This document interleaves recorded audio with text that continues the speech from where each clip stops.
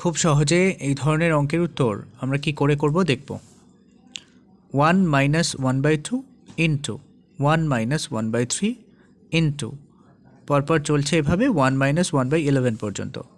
এই অঙ্কটা করতে হলে আমরা করব কি, এইটাকে মাইনাস করব। আচ্ছা কিভাবে করি, সরাসরি যদি করি তাহলে এমন করব যে 2 এর সাথে 1কে গুণ করব। তাহলে 2 একে কত হচ্ছে 2, ওই 2 থেকে এই 1 বিয়োগ করে ওপরে কত পেলাম 1, আর নিচে যে আছে সে বসবে 2 গুণ।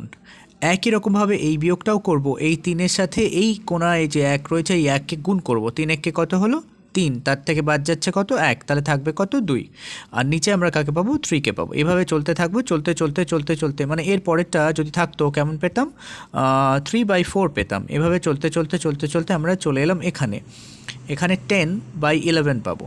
তাহলে কি হলো দেখা যাক, এই 10 11 আর 1-এর সাথে গুণ করে হচ্ছে 11 হলো, আর তার থেকে 1 মাইনাস হয় 10 হলো, আর নিচে রয়েছে 11।